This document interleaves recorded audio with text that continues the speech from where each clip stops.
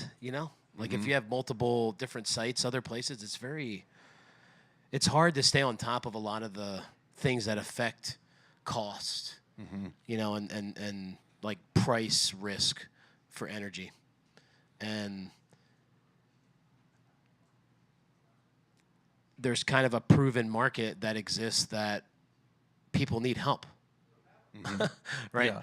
And that's okay, right? Because like one of my main goals is to make create this strategy to produce an economically viable price for electricity, right? Like that's what the golden ticket is, That's what the bread and butter of all this, of my expertise for 10 years, to do that in, electricity and gas markets, natural gas.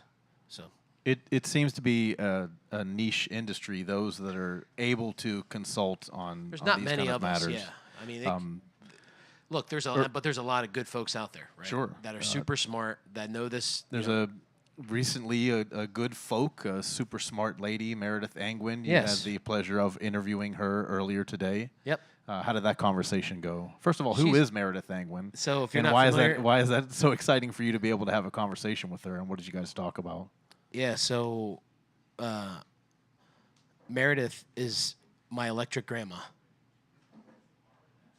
My grandmothers have gone past, so now she has adopted me as her electricity godson. You wayward perhaps. electric child, yeah. Maybe I don't Just know. that stray But electron she- floating in the atmosphere. She's an electricity guru. She knows the insides and outs of the market she's in. She's written books. She's the author of Shorting the Grid. She's also wrote something on Vermont Yankee, in Vermont. So the nuclear plant. And the conversation was very, very good. It's so refreshing, to talk to people that they may not be as technical on certain levels of the market, but energy is such a broad topic, and that's why I love it. Like I could walk up to anybody and talk to anybody about this at the most kindergarten level. And it can make sense, right? We could have a communicative conversation. Like it's back and forth. People understand what's going on. And, there's a broad need for electricity, as you mentioned, right? And there's a portion of it that's 7 by 24. It's all the time, which is a conversation we had with Meredith also. But she's a wealth of knowledge. I highly recommend her book. If you get a chance, and check out the podcast when it's released. So, what was your takeaway from that conversation with her? She makes me think. I mean,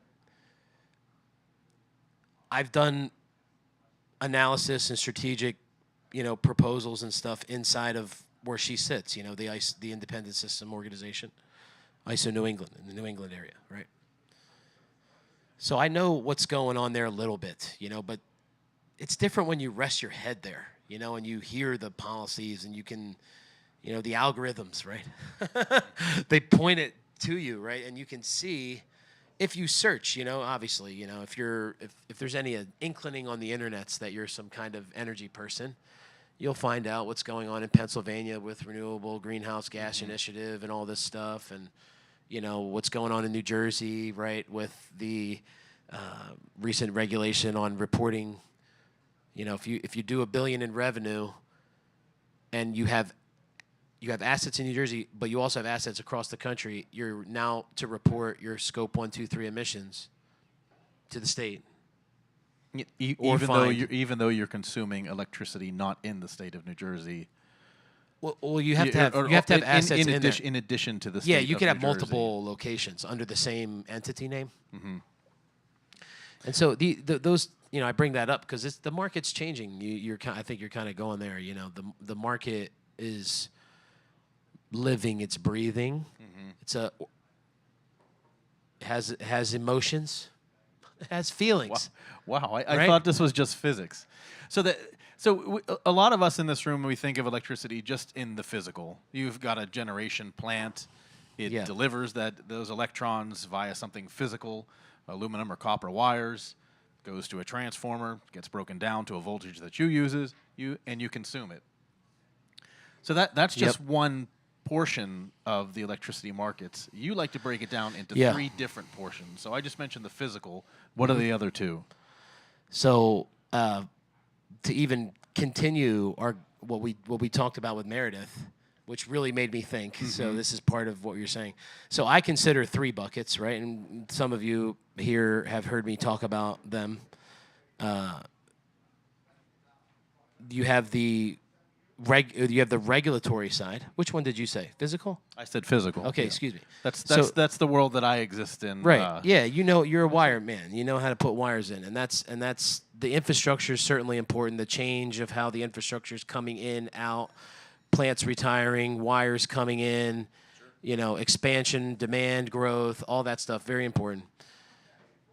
Next, as I mentioned, the regulatory side, which is kind of what I alluded to, where you have, and the caveat, I like I said, I have 3. So I have physical, regulatory, and financial. I separate the 3. Excuse me. And Meredith, which is great, and I'm sure I'll have many, many, many, many conversations with her about this very thing, where she actually combines the regulatory side with the financial side, because she, and I agree with her in that, and you'll see, and you're here in the pod that So if you could just Yeah. explain those 3 things Sure. first before Okay. you make the distinction as to why Okay. you have them in 3 and that she has them in 2. yeah, sure. So there's, like I said, there's 3, right? And this all has to do with energy risk, okay? Energy pricing, right? And how it affects a consumer or ratepayer. We talked about that. Let's start with the physical, like John said first. So the physical is just, again, all of the infrastructure, the generation, the power plants, the wires, the high voltage wires. We're talking 69,000 volts to 400. The largest one is 745,000 volts, and that's in AEP territory. It's a lot. Kill you. Don't touch it. Totally poof. I won't. I won't do it. Poof. Yeah. Gone. There's only one that exists, by the way, in the U.S. So power plant, transmission, big substation to feed the high voltage lines. Then you have downstream, call it medium voltage lines, and then into a distribution network to consumers, right? Or, like data centers, they can have their own transformers. There's substations involved there, and there's a lot. If I had a chart, it would be easier for you guys to see it. I do have a chart for this, by the way. But it's essentially, it's downstream. It's from electron being generated to consumption at the plug, ultimately. And those are the kind of steps. And all of the physical stuff that's associated with that, right? There's delivery charges, right? So that kind of falls in that bucket I would classify. The regulatory side is any kind of rule changing from the Public Utility Commission. Every state has one. Any ISO change, right? Define ISO. So for independent everybody. system organization. These are independent people. These are independent states. Here, New York has its own. ISO in New England has its own. PJM is the largest, has 13 states, including DC. Texas has its own. Ontario has its own. Alberta has its own. California has its own. It's very rhythmic. Yeah. And there's RTOs. There's RTOs that exist in a wholesale fashion, but there's different areas, right, throughout the states that you have the MISO, which is the Mid Intercontinental System Organization in the middle of the state, middle of the country. Sorry, that's like the Dakotas all the way down, even into Texas. It exists partially. You have the Southwest Power Pool. You have the Tennessee Valley Authority. Okay, you have the Southeast. You have the Western Interconnect out there. So there's these different regions. Okay, some are open, some are not. Some have choice, some don't. Right, and navigating how that all works. Like say you have a location, you have a storage facility, or you have a Bitcoin mine in every state. Every state, you have one in every state.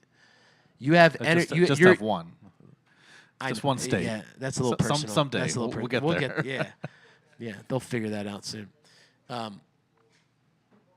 if you have one in every state, you have some states you have choice. New York, you have choice. competitive, man. You have a 5 megawatt, 10 megawatt site in like Rome, New York, and stuff, and like Western. Help me out, some New York people. Western Zone A, Zone B. I don't know. It's upstate New York. Like if you go These. Yeah, thank you. What's like a town, like a cool town there? I want to say like is Ithaca there or is that north? I think technically that it's west. Yeah, I think that's. Oh, okay, cool. So let's say Ithaca, right? So like those type of places, there's significant hydro there, man. Significant hydro. But again, that's example. Each market is different. Each market is different. So these are all under the regulatory. Some are, some aren't. New York is as far as you breaking up the energy markets into physical, financial, and regulatory. Well, let's keep going. So the regulatory side is changes in every state.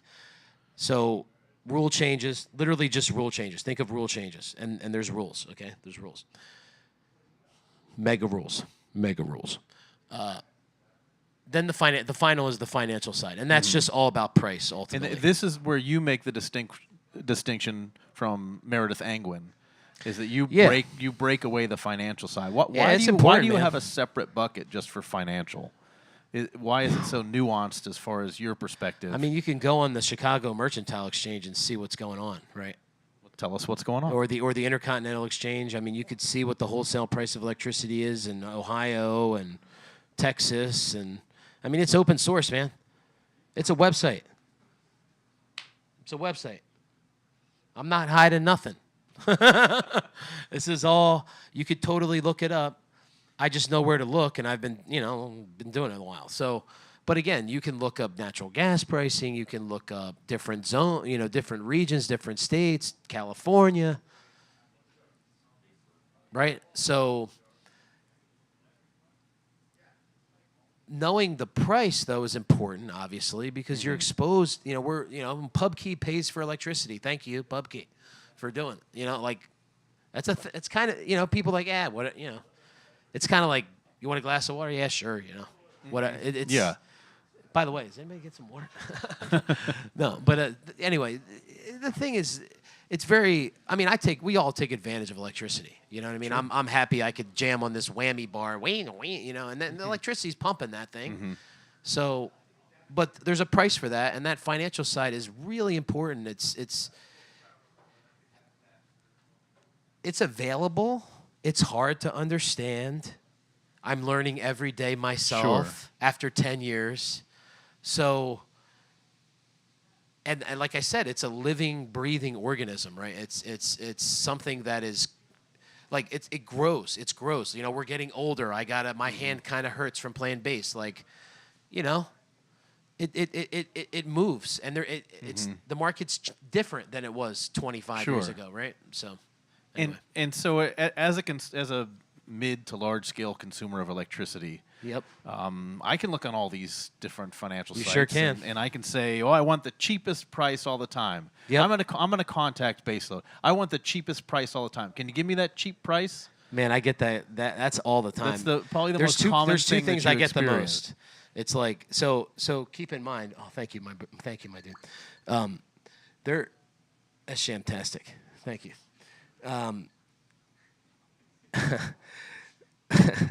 That guy's the man right there. Anyway,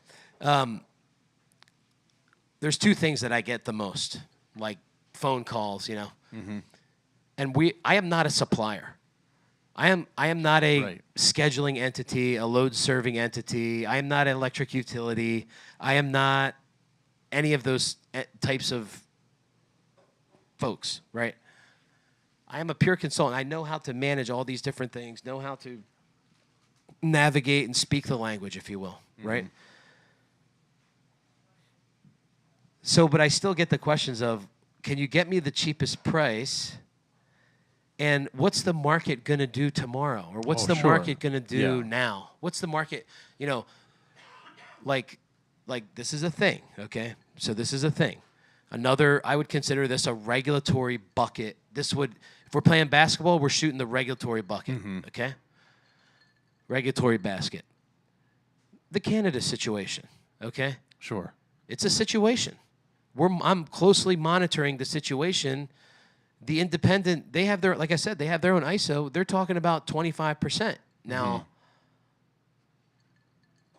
there's a lot, I don't want to get into the weeds there because that's a whole nother thing. Okay. But that's a thing that we have to look at, or I'm looking at, to try to manage what price risk is there for my people, my clients, stuff like that. So, but man, it's so hard, dude. I'm not in the inside. I'm not Trudeau's boy, or even the new guy. Like like I'm not. Right. So fine, let's continue. But still, like I don't know what's behind the doors, and really nobody does. So ultimately. when you're in these conversations with consumers and they say, "I want the best price," do you ever pivot them towards, well, how about more price predictability and consistency? Yeah, I mean, it's hard. That's a very hard. It's like once they realize, yep, I can't wave a magic wand and make a phone call and say, yes, you're at $40 a megawatt hour because I was involved. Right. But are there more situations where you say, yep, I can't get you $40 a megawatt hour right now, but I can get you price predictability. I can get you some sort of sense that this is about where you're going to be for a period of time. So ultimately what you're asking is, what is the strategy, right? Yeah. And does a strategy even exist to de-risk myself, to eliminate exposure to pay more money for electricity? Mm-hmm. Yeah. Right? So it seems counterintuitive initially. I mean, especially when consumers are so fixed I mean, on look, price. Here's the deal. Like, are you comfortable with paying 35%, 45% more for the electricity supply at your residence, man? Your residence, right? Even now, right? For the next 2 years, thinking that the market is going to be higher in the next 2 years, or over the next 2 years, right? So that's what you're doing. You're saying, hey, I'm okay with this price, right? I'm okay with $40. Pfft, let's go. Well, sure, we'd all take that all day. And when we say $40, the unit of measure is megawatt hours, okay? Kilowatt hours, that's cents per kilowatt hour, dollar per megawatt hour. The industry I flow in speaks megawatt hour, so when we say $40 megawatt hour, it's 4 cents a kilowatt hour, just so everybody's kind of clear on that. Does it make sense?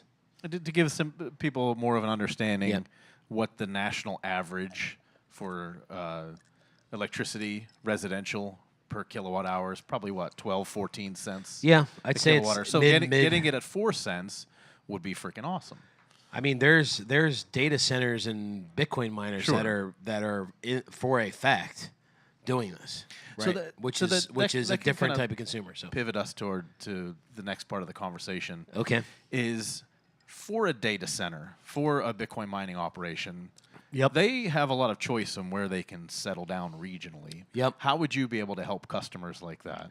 Yeah, that are wide open. I love those types of customers. You know why? Because they are they can be, like, they actually can prove ethics of how to consume electricity. They can prove it, right? Like, responsibly consuming electricity can be verified by how they prove they can mine Bitcoin. Okay. Does that make sense? I mean, I could show a little bit more.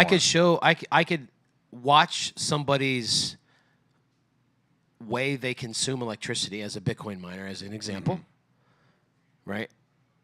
And I can compare it to an industrial as well later, but Bitcoin miner can prove to me that they can consume electricity in a particular way. Sure. It could be a straight line. It could fluctuate with price. That's where we get into this term that you and I use all the time, this pancake load shape. Yeah. It's very important to manage that, right? I mean, power generation, like when electricities get generated, it's not necessarily cool to jump it up and down all the time. Like, if I'm thumping that, boom, boom, you guys are all right, guys. Change the fucking key. Excuse my French. Change. Excuse me. Apologize. Change the key. right? Change the key, do something else. Like it's driving, yes, but it gets old, right?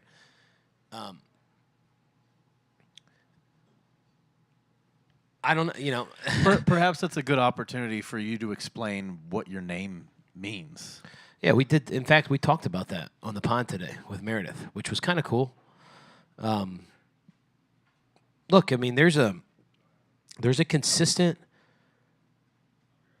There's people or humans that can consume electricity all the time. They don't stop. It doesn't mean they shut off. They run in 24/7. They don't sleep. New York City never sleeps. That operation never sleeps. There's humans that come in every day. Graveyard shift, all this stuff. Manufacturers, industrial load, refineries. My dad was an analyzer tech at a refinery. He worked all the time. He could called in at 2 a.m, 3 a.m, go fix an analyzer because his stuff worked. That's what he used to tell me. He's like, man, I work in this refinery, but people like me because when I fix stuff, I fix it, And then look, I mean, we want it to work, right? Sure. You got to fix it. Yeah. So anyway, they consume electricity all the time. So it's really, people poo-poo this, base load. That's not the technical term, base load, You're talking about generation and load in the same word. Doesn't make any sense. Are these Donald Trump speaking? That's what Maybe, he promised electricity in Nashville to us. It's going to be amazing. Oh, don't You're get not this. going to be able to consume it all. Man, that was a good time. But anyway, the finish the name. It's Consume a gabagool. Yeah, the gabagool. Yeah. It's really the load that the generation is available to support the base load, right? It's the base that it's load that which is base of which generation supports that. Okay. Right. So it's on all the time. So you have a grid operator, and Yep. they know that in summertime, mid-July, Yeah. in certain areas that have That's a lot not of the greatest time. that have a lot of heat pumps, Oh yeah. they're probably Florida.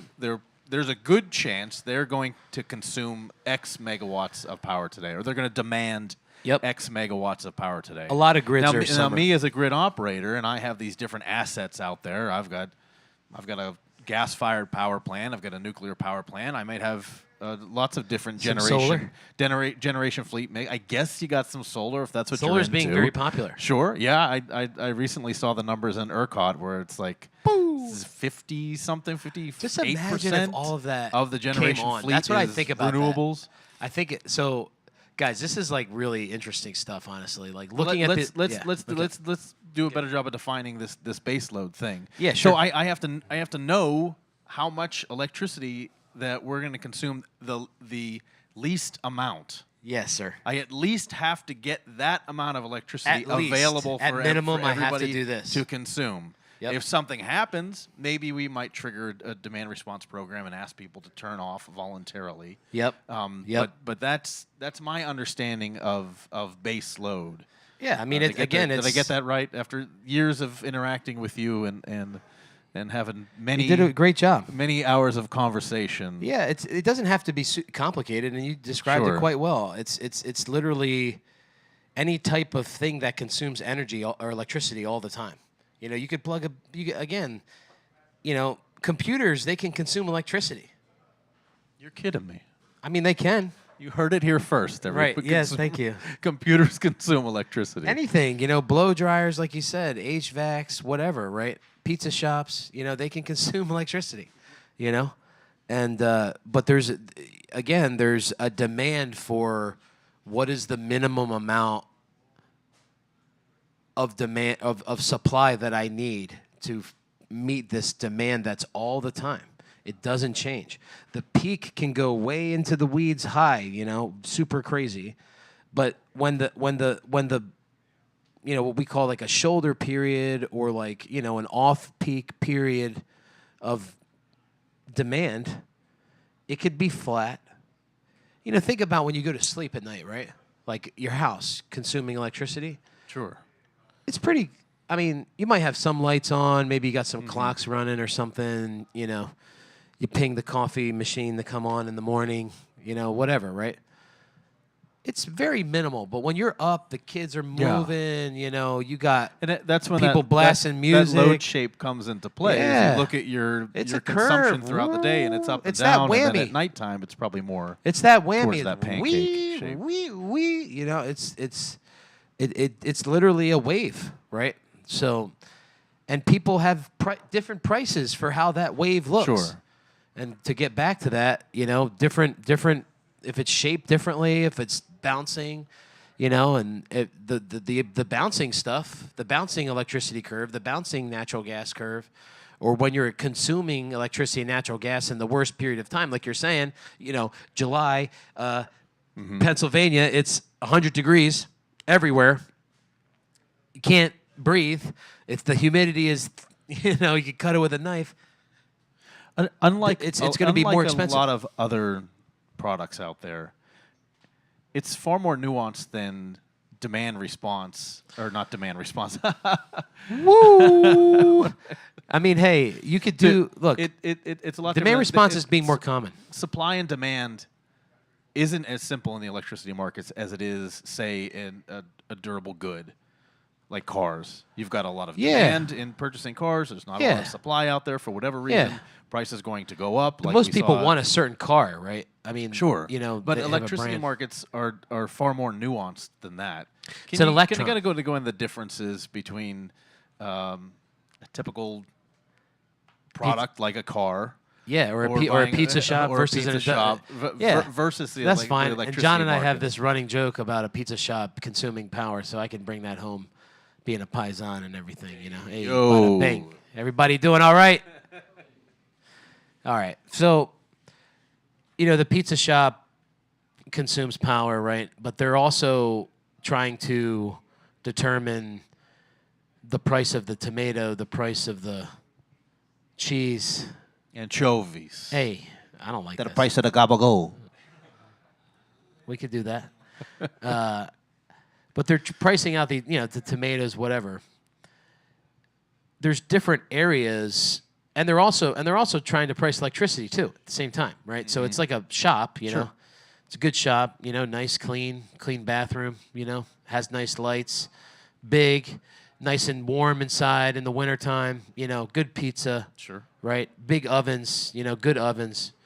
All electric. Okay. Right? That's what you're into. Well, I'm just trying to say that, they consume power and they're also pricing out other commodities. But everybody's buying electricity, right? PubKey is buying electricity. The city is buying electricity for the lights in Washington Square Park and the lights that are over the arch, right? Somebody's paying for that. Maybe not. I don't know. No. That's beyond me. We won't talk about that. Yeah, I mean, hey, but so it's the same electron, one. Two is that the pizza shop has a different load shape than the school district, than the retailer, than the data center, than the plastics manufacturer, than the movie theater, than the lights out here, on Washington Street, or Washington Place, sorry. All the lights, all that stuff, all the electricity consumption they have, it's different. Everything. Just like people. Yeah. Your load shape is different than your body shape. You have it absolutely. Everybody, come on, man! I should write a song about that. You should write a song about that. Everybody's we'll got work their on own load shape, baby. Yeah, Every baby. person, they Yeah. all are unique. It's very. They you. all are unique. That's It's like absolutely a fingerprint. true. A fingerprint of electricity. And what's funny consumption. about that? So funny about that is that suppliers ask me like, hey, like, okay, there's a new location. Say a customer that's consuming electricity in a deregulated electricity supply market has different locations, different places, and they're adding a location to a master agreement for electricity supply. They'll say, hey, this is a new location. Can you give me proxy usage, it's called. Proxy usage. Never heard Fancy that term. word. And so it's literally like, can we compare the load shape to a similar location? Okay. Right? Because they want to just, say, hey, if it's, okay, pizza shop's expanding. They open it up in South Jersey. Hey, bada bing. Right? Can we use the North Jersey location? Nah, that's like 3 times the size. Nah, we can't do that. Right? The kilowatt hour consumption per year, per month, or whatever, it might be different than the one in, say, Brooklyn or something. I don't know. Right? Or Elizabeth or something. So that can change, and the idea is with electricity supply in the choice world is that you want to try to even that cost out, right? So if you have a pizza shop in New Jersey and Texas, bada bing, you got the paisan over there in West Texas, they don't with know the what Yankee they're hat on. Hey, they welcome me over there. They welcome me. It was great. But now I got a pizza shop over in the desert, right? Might be a different load shape. It's the desert. It's not over here in Brooklyn. You know what I mean? So the way to use the electricity could be different. But again, the utility may say, it's a pizza shop, man. I don't care if it's in the desert or it's in Brooklyn. It doesn't matter. Well, where I come in is like the supplier is going to matter because they're going to spit out a price to you. Sure. And it pretty much is like a poof number, here's your price, poof, It's not a real thing. They can't measure it in history because it's new. So you see what I'm saying? In this conversation, we are speaking a lot about electricity. Sure. But really, you're an energy consultant. So natural gas is a thing, is for also sure. something that you can help people Do price. any of you follow natural gas pricing at all? I do. You're not allowed to speak. Nah, he's a good guy right there. Nick. Alberta. You're funny. Gas markets are running right now. Yeah. A lot of speculation, a lot of geopolitical speculation. So, and I mentioned this, I think, last time I was here in January. We import 5 billion cubic feet per day. Import. So it's gas coming in, 5 billion from Canada. Hey, don't you know? Don't you know? 5 BCF. Oh, yeah. Gigajoule? Gigajoule. These people, man. Dude, I got a funny story about that. Anyway, gas market's running, and there's different, national pipelines for gas. There's regional pipelines for gas. There's a different price for natural gas. Like, there's a national price at the Henry Hub. There's regional prices like, TECO Zone 6 and Waha and all these different gas regional pipelines, or in Southern California as well. In fact, California actually does have a lot of gas, believe it or not. Despite their regulatory stance on natural gas, they have a metric ton. So it's interesting there. But oh yeah, I'm sorry. So I forgot the one last thing. So like I said, we import 5 BCF from Canada. We export 6 billion cubic feet to Mexico. So just to keep that on you guys' radar, like I was mentioning before, not, with what's going on in Ontario, electric grid, but natural gas, right? And you kind of can already see, this is going to sound a little crazy, but you can almost already see a 25% increase. I mean, gas price for calendar year 2024, so every single month averaged out, was under $3 per BCF or per million British thermal unit. Okay, not BCF. Million British thermal unit. Under $3. Okay. Now today's price is $4.50. Okay. So technically, that's almost 100% increase. Right now, do I think it's going to last? I think there's a lot of traders that trade around these types of things. So when they get tired and want to move on to something cool, and they're go and play their golf and things, and they made their money because the market ran to almost $5. Gas almost $5, people, and that's okay. We still have the cheapest BTU on the planet. Okay, here in the U.S. still, it's a fact, regardless of your political opinion, and you can leave that where you want because it's not who cares, but it's a fact. I mean, we have cheap gas here, and we ship it to places that they pay more money for the gas. We can't even ship it to ourselves. We can't even bring gas from Houston to Meredith. And that was the thing we were talking about up there in ISO New England, up there in the Northeast, because they don't have the pipes for the gas. You think they want the gas? Yeah, they do want the gas. But it's negative degrees there. It's the physical side of things now. What's that? It's the Where's my man going Drew back at? to the physical bucket. Is he Drew here? Oh no, he bounced. He's been up there. Like it's crazy cold. You know the Northeast. So you know what I'm saying? As a potential customer of yours, the gas is needed, and they use oil. An energy consumer, and going back to the pizza shop analogy. Yep. I'm at a pizza shop. Yeah. I can go anywhere in the United States that I want.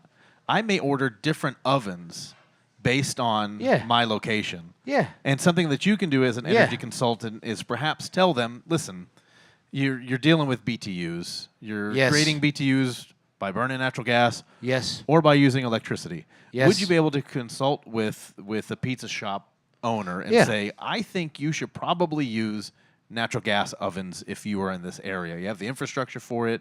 It's cheap natural gas in this area. Or you should be using electric ovens. So, peace. You out? Love y'all. So,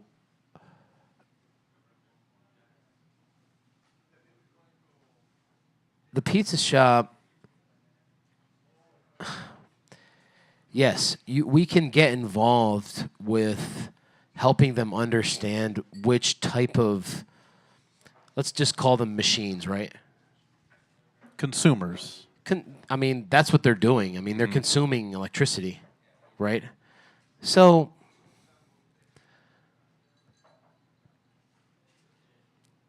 if there's one that's more efficient, sure. Right? I want people to, and in fact, check the pod out. Super good. Meredith articulated very well, in fact. She said, make it reliable, make it cost effective, and make it like you're not like boiling the oceans. Sure. Right? Yeah. Like, no offense, like there are lots of ways to skin a cat. There are for lots of ways sure, to man. produce, And again, we want it to work, and we want it to work. So if it works, if the solar works, if the wind works, it works. Try not to make it the whole thing. So, but it can be integrated, and it has been, and it's, it's. Look, I mean, back to the whole interconnection thing, like what type of electricity is supposed to come online in different types of grids. I mean, Texas is full of solar and wind, full of it, and gas a little bit. Yeah. Full disclosure. I mean, you could look it up. So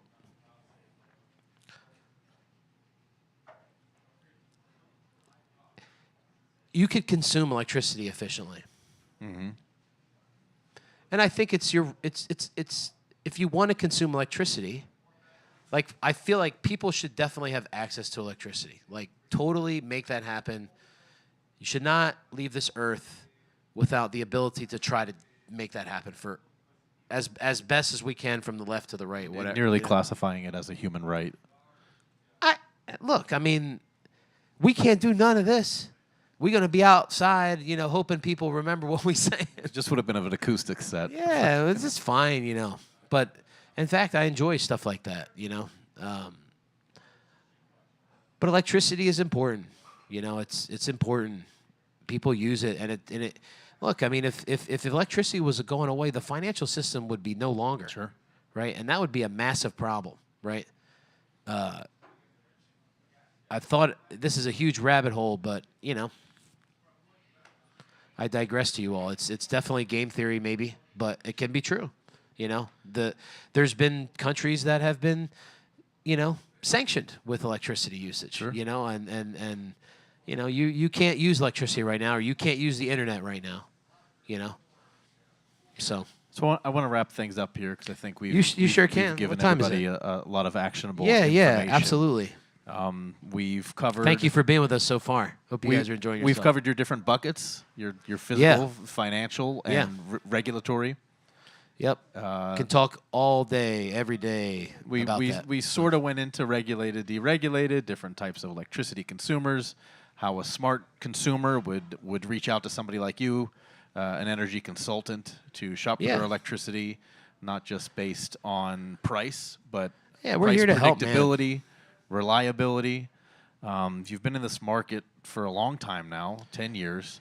It's you, not. You, it's- you, see, you see a lot of things, you know, looking at all these different sites, looking at Henry Hub, looking at electricity pricing. Yeah. You got any spicy predictions for, Yeah, I would say it's- not just for this year, but let's say for the next 3 years, up until the end of the current Trump administration. I mean, Where do I you see told these Drew markets when he was going? here, my buddy, that hopefully he's still here, but you know, what a time to be alive, man.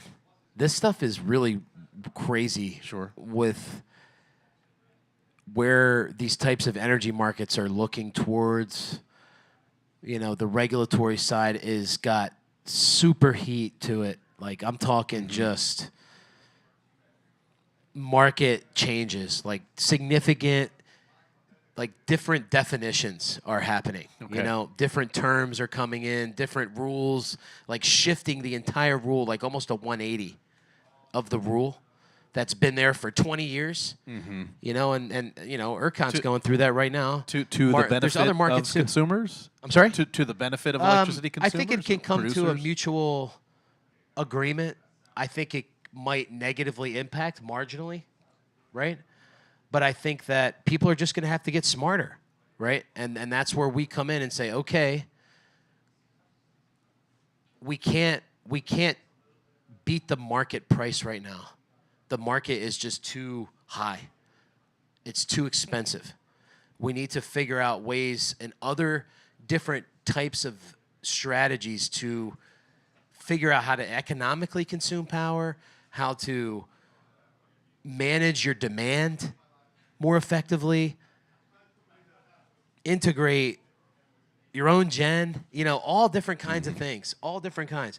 Because when these rules come in, so like we talked about before, when these rules come in and start, you know, forcing price, right, in some kind of rate case filing from the Public Utility Commission and things and all that, when that comes in, right, it's going to be like you can't, you know, you have to figure out how to do something, right? It's like you could try to forecast it and you can know that it's happening, but you're still going to have to figure out a way to navigate around it and manage that risk back to you, you know, away from you, right? The risk away from you. So, you know, having the management of the strategy is so important. I try to do a good job. At the end of the day, it's about being transparent. It's about being transparent. It's about this. A lot of this stuff is open source. You know, we flow in the Bitcoin community. We talk about open source technology all the time.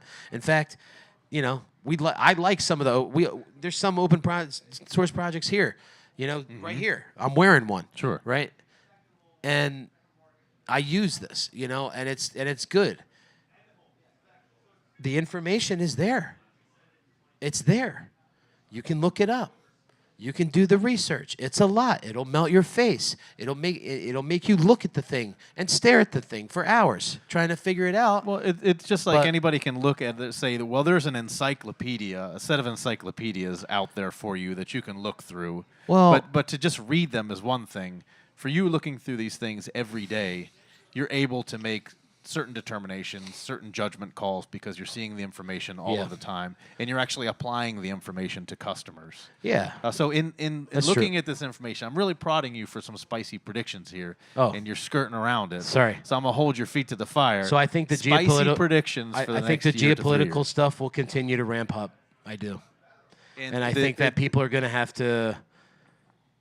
It's you know when you're in markets, you want to be patient. You don't want to make some. You don't want to do the rash thing, and make a decision that's foolish. Or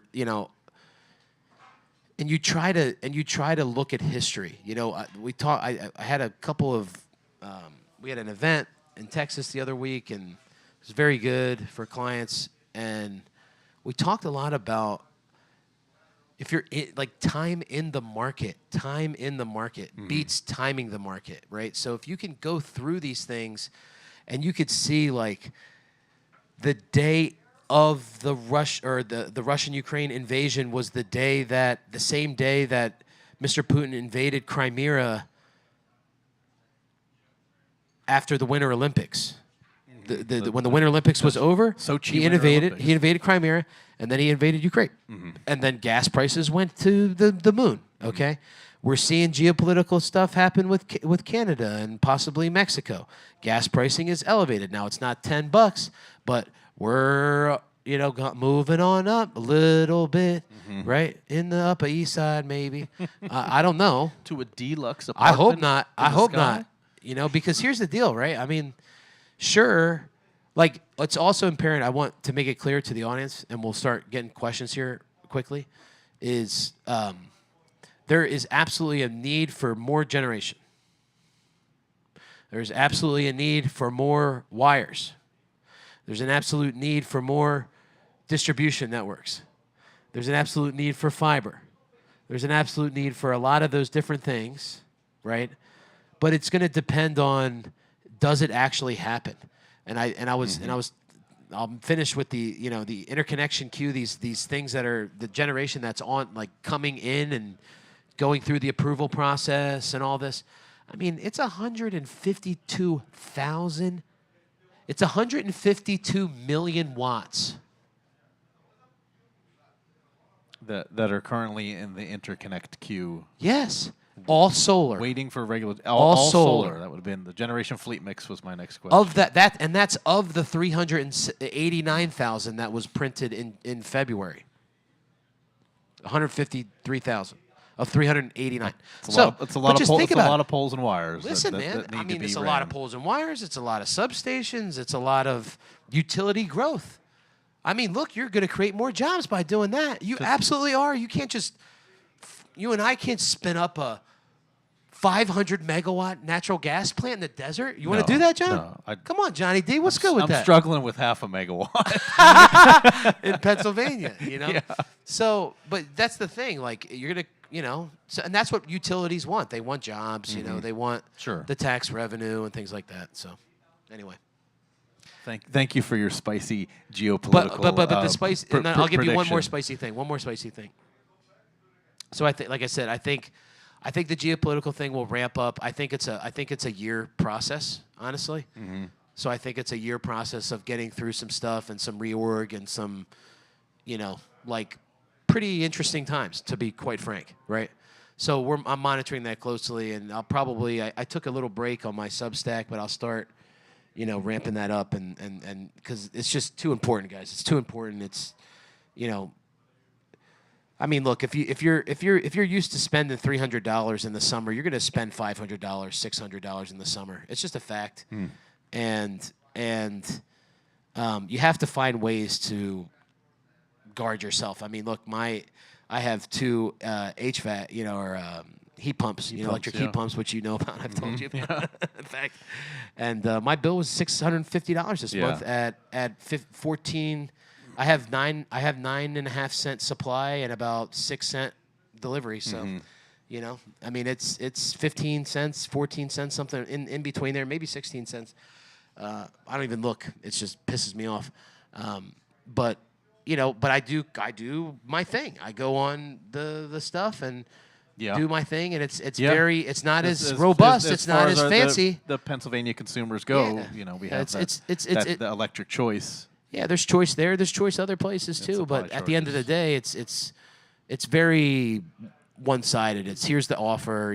It's pretty clean. Yeah. But anyway, Before we wrap things up, we've covered a lot of different topics. I'm sure some Yes. questions have come up in everybody's mind. Does anybody have any questions for BASSLOAD? Business Cat. yes, sir. So you just predicted, you said, okay, you're spending $300 in the summer, that's going to go to $500. Okay, so that would qualify. That's a spicy prediction. What I hear. There's a reason why I can get into that, but please continue. Okay, well, so you're predicting that even with this increased rollout we're going to increase the base level, we're going to be rolling out new production.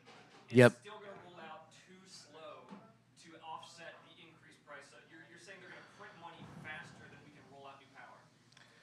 I think it's a great question. I think that the generation is not in the ground. The expansion of the electric generation needs to move quickly. We're obviously not going to do it with solar, but is the Sure. I like nuclear. It's a long regulated process. I hope that if there's change in regulation in that regulatory bucket, I think it can move things a lot quicker.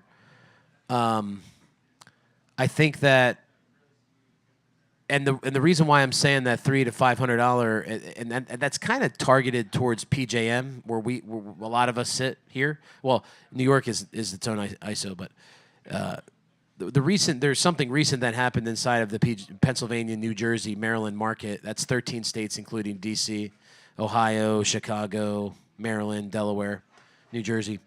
The capacity market got shot out. And basically, that's just a price to consumers for reliability. It's reliability. I mean, people will. That's not the right technical term either, but it's essentially the price to pay for your peak Donald contribution. Trump is very upset with your terms. I'm upset with him, man. He told me electricity in Nashville.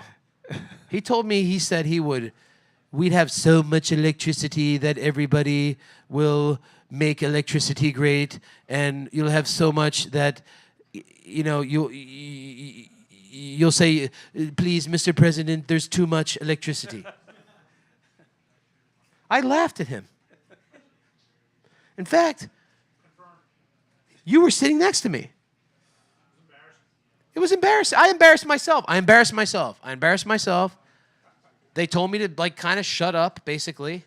The president is talking, or he's not even the president yet. But still, that is a bold. I mean, now this is the leader, presidential candidate. He's the man now. Okay, here apparently. So to do that, to your point, is tough, man. But the capacity market for that peak load contribution was the highest it's ever printed in its existence of the auctions. It's an auction every year. It's supposed to be every year for the next 3 years. The cost for capacity has literally went at 300%. It's the second highest cost component in the electricity supply. So starting June 1st in PJM to May 31st of 2026, you're going to have higher electricity pricing. It's a fact. Yeah, yeah. That's only one auction for 1 year. So, and that auction's close to 50. It's almost 20 years old. So, We're not going to turn that electricity curve around in 1 year. No. At what point in the future, how far out do we have to push this horizon before we get a baseload generation that is actually decreasing our... You need about 3 to 4 years. Yeah, you need about 3 to 4 years to really see that implementation be actual, realized in the market. And you can look at, and the way to even measure that, honestly, is you can look at price, right? And you could see generation came in, demand didn't do nothing, price decreased. You could you could accurately describe the economics in a way like that, but still, It's like in 3 to 4 years, how many money printer go burn? Oh, yeah, and so the nuclear. So to your nuclear point, That's definitely going to be way more than 3 to 4 more years. In fact, he's right. He's right. In fact, Vogtle 3 and Vogtle 4 that was built, which is the newest nuclear plant inside of Georgia Power in the state of Georgia, that took 15 years and about $14 billion. Right? Now, they also went through COVID and 2008 and all that, so there's some major stuff. That's a non-SMR. That's like an engineered. Oh, they're non-SMR. I mean, that's a nuclear reactor, baby. I forget how big. Do you know, Chester, how big Vogtle 3 is? APW-1000s. Excuse me? APW-1000s. So, but I think there's one that's like 650 meg. Vogtle 4, I think is, or close to 800. They're big kahunas, man. And they don't. You need certain clearances to go on those things. Sure. I mean, they totally get your information. But it's also not, Toshiba and Westinghouse. True. That designed that. True. Yes. Are they even still doing that kind of thing to? No, but he's right though. To deploy it's going to another take time one somewhere else. We would have to go to the Chinese, who took Toshiba and Westinghouse's design, improved it, and then just print nuclear power plants all the time. So then you can build a nuclear power plant and still have the interconnect queue, and to build the poles and wires. Yeah, that's you probably won't. You could buy maybe a German one perhaps. But I do look forward to the advancement of nuclear, the advancement of hydrogen, the advancement of renewable geothermal. Get that. That's a fancy thing that's going on. So I'll finish your question by saying this. I'm confident that there are very smart people, way smarter than me, that are figuring this out because it is that base amp is turned to the absolute max on the ability to provide supply to the demand that's being pushed in these queues and things like that. If you're not comfortable with that, secure your own generation. It's very hard to, man. Sure. I mean, you can't just fire up your own gas plant in your backyard. Maybe. I don't know. I mean, look. One thing that fascinated me when I was in Texas was that the people they have nice houses. They have nice houses in the desert, and they also have donkeys. Not the actual mule, but the they're fracking oil out of the ground, right? It's right in their backyard. So, I mean, maybe it can be done, but it's hard. That's hard to do as well. So, does anybody have any other questions? Yes. So Bitcoin miners care about how much energy is because they can't change what the output is. But almost any other industry, if their energy price goes up, they can just make that cost reflective in their product, in their end result. Aside from Bitcoin mining, there's any other industry that's that price sensitive specifically toward energy price? Yep. That's a great question. Yeah. So there are. I'm sorry. So that's an interesting. I'm going to save that. I'm going to save that because I have one off the top of my head, but I want to save that because that's actually a really hot topic. That's a spicy topic itself, actually. So the one thing I'll say is there definitely are manufacturers out there that are price sensitive because they are highly competitive on their widget that they're making.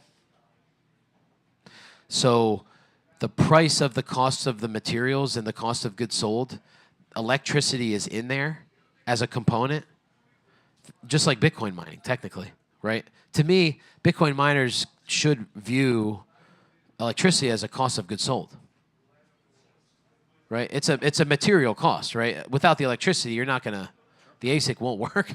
I don't know. I'm happy to be proven wrong, okay?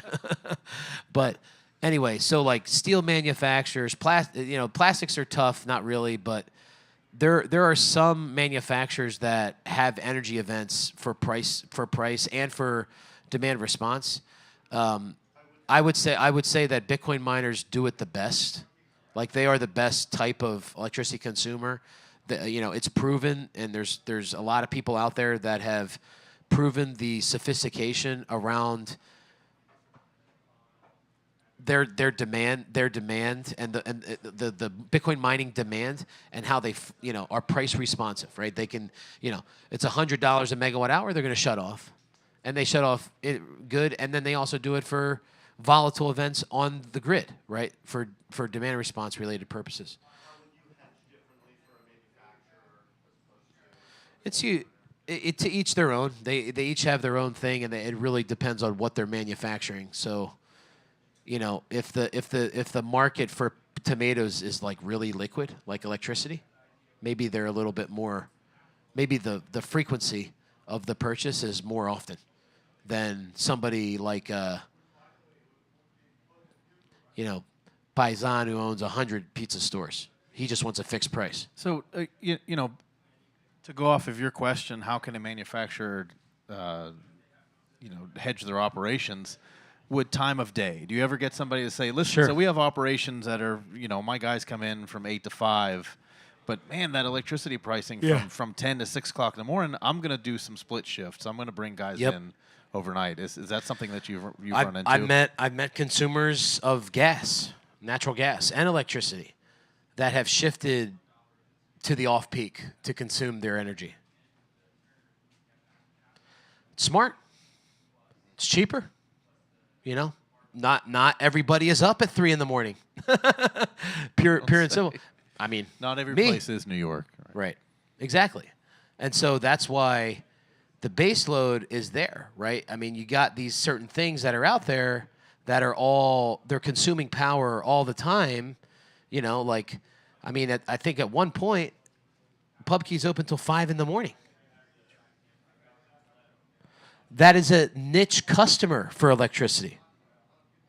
Not every consumer is consuming electricity and natural gas at 5 in the morning or 4 in the morning on a Saturday night during Christmas time when it's packed in here, right?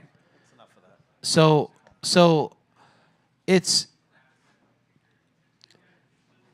the price, managing that risk is super important, and the miners can manage risk, and really all consumers should be able to manage risk because there's people out there that can help them do this. But yes, how about it? What kind of people? Exactly. What would their name be? I mean, but Before we wrap up, are there any other questions? yeah, sure. Please. From your consultancy perspective, is there, from a regulatory, I'm going to guess it's regulatory, but is there just this pent-up supply that's there that's just not? That's the $1 billion question. Everybody's asking that same thing right now. Well, you alluded to it, it's a perfect, efficient market. It has to be.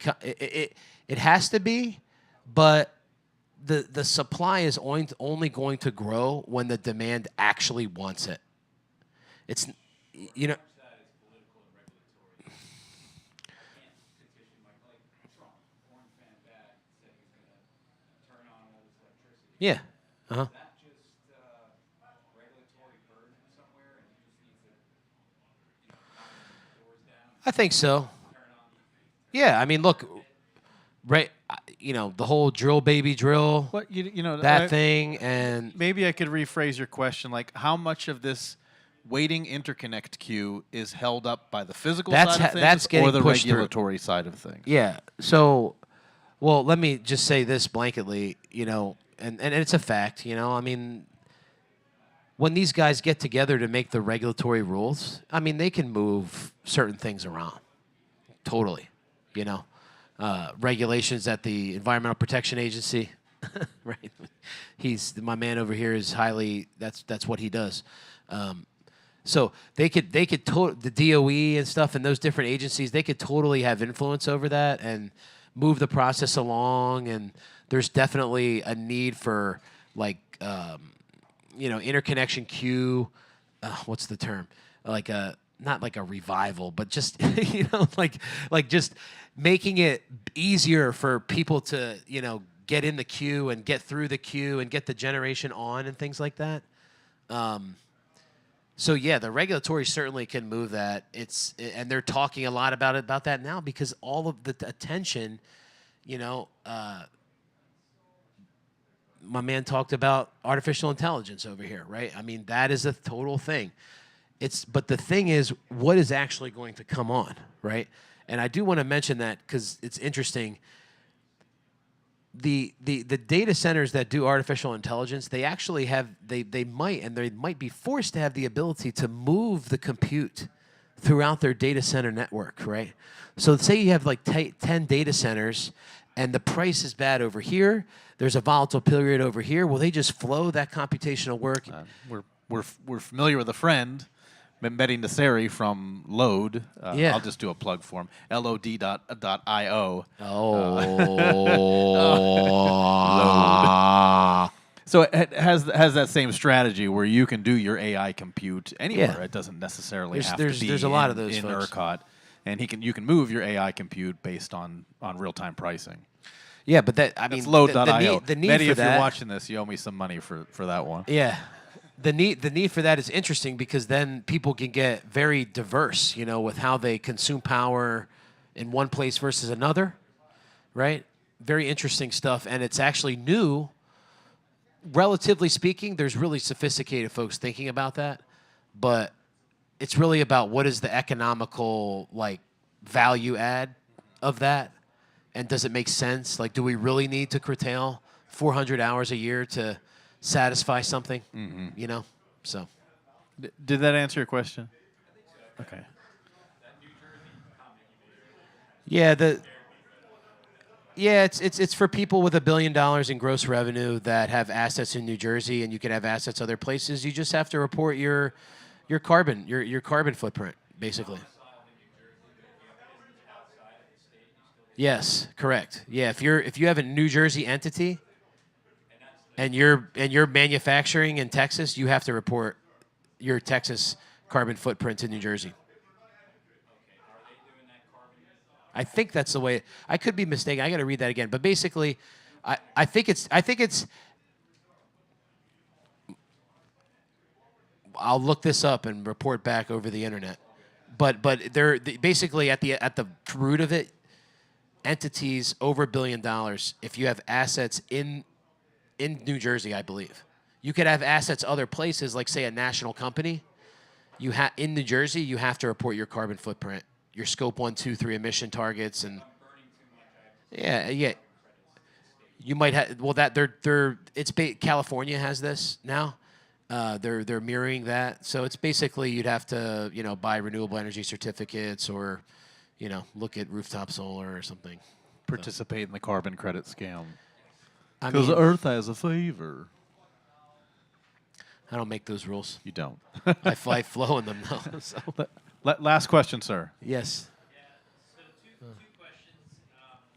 I said last. I said not last two questions. It's okay. Chester's good for it. So. So as you noted, I work in the environmental sector. We do permitting for data centers and stuff.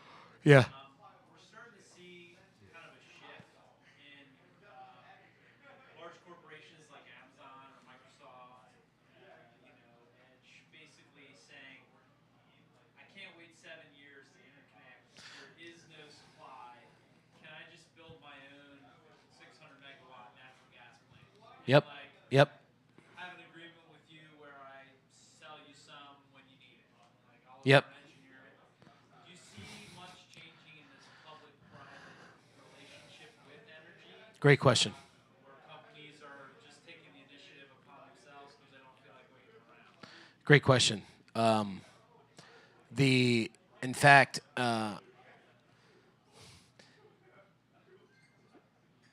generating or the conversation of trying to generate your own electricity is very hot topic and spicy. More spicy. Like people are enjoying the spicy food now of trying to talk about that because it's a need. They're seeing what we talked about. The constraints. The queue process taking forever. Like you said, the 7 years. It's hard, and for example, there's 389,000 in the queue in Texas, and they're only adding about 2,000 a month. Right? So think about that. And at the end of the day, I do believe that those types of companies like that we all know are going to really look at, like, you'll start seeing some weird stuff, you know, like geothermal over here, and I don't know, some nuclear submarine over here, right? It's going to get spicy like that because, to your point, what's fastest? You know, everybody wants guys, look, multiple conversations, and you're seeing the same thing, I'm sure. Multiple conversations about where's the gigawatt? Where's the gigawatt? I need a gigawatt. Where's the gigawatt? Where's the water for the gigawatt? Where's the land for the gigawatt? All this stuff. Gigawatt here, gigawatt there, gigawatt everywhere. I'm serious. It's crazy. And the fact is there's not that many. You could probably count them on two hands, if that. So to your point, other gentleman there that asked the question about the supply, there is some out there. It ain't a lot, but there's some, and it'll be taken quickly. There's people out there actively marketing these things. It's not like they're going to want to sit on this stuff. You kidding me? We have the administration literally funneling every type of, you know, data center folk to come to the U.S. to build to the U.S. So it's going to get gobbled up for sure. It's there, yes. Is there a lot of stuff there to be built? Absolutely, absolutely, absolutely, absolutely, and especially in North America. Especially in North America, we have so much gas here. It's stupid. The West Texas, there's stuff in the ground no one even knows it's there. Probably, I mean, maybe. I'm not gonna say like I do, but I've been there before, and oil is robust there, and there is definite development happening in West Texas, which is very exciting. They ride sleds down sand as opposed to snow, so it's kind of funny. But people that have a fervor to take a glut of natural gas, say in Central PA, and put in a bunch of generation to do that. Yep. How many are cooled off by the threat of having long wait times with the EPA to get a use permit to burn that much natural gas? I mean, I suppose that's more of a question for you. So it kind of depends on the application. It depends also on how clean your emissions are, right? Mm-hmm. Sure. So you have to have generators rated at a certain. Mm-hmm. Efficiency matters, right? Yeah, if they're very efficient, if they're not putting much VOC emissions. Yeah. Yeah. They're producing a good emission. Then there are more like turnkey, fast track type of programs available for that kind of thing. And I think natural gas is probably the closest solution for generation for most markets. Yeah, it's still. I'm glad you brought that up because that's very important. I do want to mention that natural gas is still a leading fuel type in most electric grids across the country and, quite frankly, across the world. There's significant gas, like I've been mentioning. However, the price of electricity is breaking itself from the direct correlation between, it used to be you could burn a BTU, a molecule, and you can produce a BTU in the form of what's called a heat rate. I won't get into the details of that, but it's a technical term used where you're pricing natural gas, you're multiplying it by an efficiency heat rate for a turbine, Sure, and you're producing a price per megawatt hour. At the end, it's kind of a raw price, but there's efficiency. So, you know, back then, or back in the day, you used to get like a heat, or an 8 or a 9 heat rate for the efficiency. It's efficiency rate, like coefficient of performance, basically. Or, yeah, coefficient of performance for a heat rate. So you would multiply, you know, an 8 heat rate by a $3 gas price. Your cost of power is 2.4 cents or $24 a megawatt hour. Okay. Sure. Now the heat rate is 13, 14 times 450. Boop.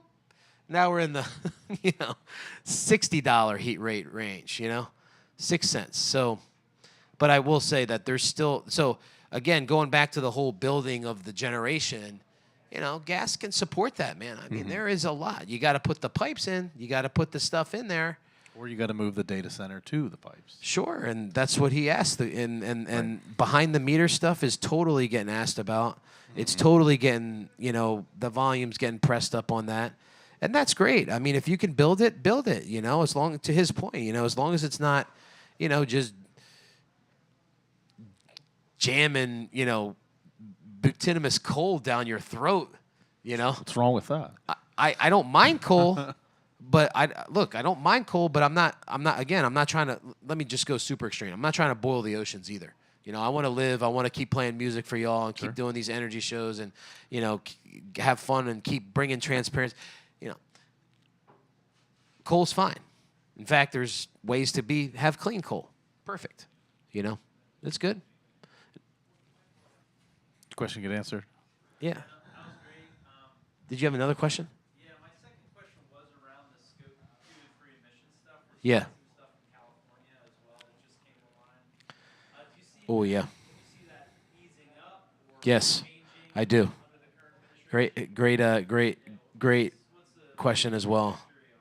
Great job. Nice, very nice questions. So there's a thing. Oh man, you're gonna make me talk about California. Yikes. All right. Well, in the name of Flea, wish he was here to play bass for us. That would be killer. Oh my gosh. Did you? Really? Oh, thank you, man. That's wow. Spirit of Flea. Wow, thank you. So, wow, thank you very much. No, Flea's great. But Californication, man, those people have a very interesting energy market there. And there's a thing called resource adequacy, okay? Which is essentially you have to buy state renewable projects, local renewable projects, and grid renewable projects.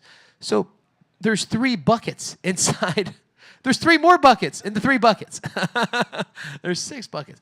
No, but the price of that. So again, these are like renewable inside of those 3 things: grid, state, local. And this could it could be a municipality, right? Any renewable project that goes in, the consumers have to kind of give some money towards that. Oh, thank you. Oh, thank you. Yes, thank you. So the price of that is coming down significantly, and it's causing California to really get decently attractive. You could do a 10-year deal in Southern California, Edison, for $120 a megawatt hour for supply. That may be in the 80s now. So if you know anybody who in California that's got manufacturing, just come let me know. It's a total thing. Now, again, it's a little nuanced because when you jump into electric choice in California, you stay there. And if you come out, you can, but it's a little, thanks, Jim. It's a little nuanced, So anyway, but the price of, what's happening with the IRA, the Inflation Reduction Act, and what's going on with just, it happens every administration when they change. It doesn't matter who's in there. It's just what their energy policy mindset and position they want to do and whether they want to adhere to what they promised and do all this stuff. I mean, certainly, Mr. Trump had his own, mindset of as far as what he wanted to do with the IRA and renewables and things, but just be the truth. The proof is in the pudding. The money's deployed, guys. I mean, there's trillions of dollars, and I don't think it's going anywhere either. I mean, batteries are going to continue to grow. European money will continue to invest in the U.S. For renewables specifically. So, I think it'll still continue. And again, look, it'll work. As long as the generation that's needed for the baseload. Like you can't tell solar when to turn on, guys. You just can't. You can't turn it on. Yeah, it turns on by itself. And it turns off by itself. And something. So there's I call them acts of God. I mean, there's acts of God that are involved with that make that different, and that's okay.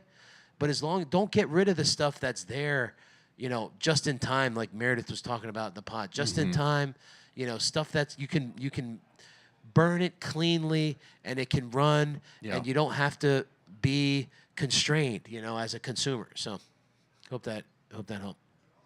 It's a lot of spice. I think. Yeah, these conversations can go on forever and ever. guys, and I could talk. It's necessary more for, of these. for you to have more of these things because Yeah, you've I mean, given everybody a little I think bit the of next sweet one we'll do and a little bit of spice. Oh, we like and, sweet. We got a sweet tooth sweet, here as well. Sweet and spicy. I think that if you and Fundamentals had a band, it should be called Sweet and Spicy. Which one's sweet? Which one's spicy? Well, listen and find out. Yeah. That's a good way to end.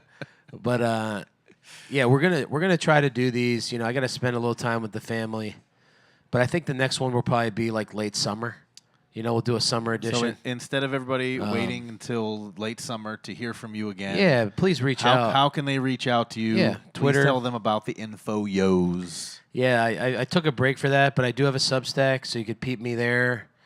Noster, I'm starting to get And involved this is with the that. point where you tell them what your Substack is. Bitcoin baseload at Substack.com basically, or .substack. That's it. Yeah, I think that's what it is. I wish I just had the baseload, honestly, but I do. Bitcoin has done a lot in my life, guys. It really has. It's brought a lot of us together, and it's just a tool. So it's a great tool. It's a great tool. So you've got baseload. Yeah. So Bitcoin That's- baseload at Bitcoin at baseload Bitcoin on Base Twitter. on Twitter. Yep. Baseload on Noster. Bitcoin baseload on the Substack at Bitcoin baseload, and that's where I kind of just, you know, that's more me. You know, it's more about what I'm seeing, and just know, like, a lot of that stuff, it goes very, very, very, very much into detail when we're really dealing with people that, you know, Can confirm. want the energy risk managed, you know, and want that kind of stuff. So, but and you can kind of see how deep it can get with some of the info flows. So there's different. I have 3 buckets of those. Haha, 3 buckets. Hey. You know, the info yos are very short, quick, just a quick thing. The info flows are what I used to do traditionally. So I've been writing for almost 2 years now. It's true. Yeah. On the Substack, it goes back to 2023. So the whole way that I came up with baseload, like that, just like not what it means, but like how. Like I had another NIM before that, and then I was like, man, this baseload thing can actually work. And then I found out there's like the homie, some Bitcoin guy has baseload, but he's a what's his name? A European guy, Bitcoiner. But he's cool. But he has his not the handle, but like the title of his thing. It says baseload. But anyway. So There's only one. I'm trying to get Don't the get it baseload confused. Twitter. So if anybody can help me get the Twitter handle baseload, let me know, because I've been peppering Elon. Right? Yeah. I mean, hey. All right, yeah. So, but yeah, you can find me there, and then check out the writings. Certainly, if you want more detail, the info flows get into a lot of different types of conversations, and then I'm preparing for the info AOs. And that's going to be a more detailed, like a specific topic. So like if somebody, like the gentleman was talking about artificial intelligence, like let's really talk about artificial intelligence. Let's talk about the electricity consumption, what that looks like, and what kind of GPUs are consuming what, and what type of load shapes are there, and what markets are growing. In fact, data centers, the largest state with data center electricity demand. Do you know? Does anybody know? Want to take a guess? The largest state with data center demand currently that's online consuming power for data center load. Yeah, some of you were here, I think, and listened to it. But They're I didn't mention feds. That's why. That's good. That's good. How about the second one? Let's do top 3. So second. More specific. Somebody said a city inside of a state. Yes, Texas. How about what's number 5? This is interesting. One more thing. Utah. It's an interesting state. North Dakota is number 5th. Oh yeah, North Dakota. Yeah, don't you know? Don't you know North Dakota? Fuck, cousin. Yes. And we go to ice fishing. Yeah. Yeah. Oh, okay, very good. Oh yeah. You Sven drilled the hole in the ice, from you know? Czech, yeah. Dropped it in. I don't Pull know. them up. I don't know what we're doing here. Anyway, but there. Really, this piece was about how people can find out your stuff, and then we're gonna wrap this fucking thing up. All right. So So you covered it. I did. Yeah. We know where to find you. Yeah. There's a lot of information I could share. You can And- also find, I'll do my own plug myself. You can also find him on Ungovernable Misfits as well, where he has written many articles for us every month on our Bitcoin mining podcast. I need we to do go some over more. his info yos and info flows, and sometimes Yeah. I mix up some music based on his Yeah, we try to rapping, make it and fun, we if you can present tell. the information in a creative way. So if you don't always want to read the info yos, tune into Ungovernable Misfits, where I'm actually trying to create. BASSLOAD will do some funky stuff on the show. We're trying to make an action figure, BASSLOAD action figure. I can't wait. I gotta call that guy. Hey, we're gonna wrap it up. We're gonna wrap it up. All right. Thank you, PubKey. Hey, thank you very for- much. for Cheers, doing everybody. this. Thank you. Everybody, for Thank you. attending.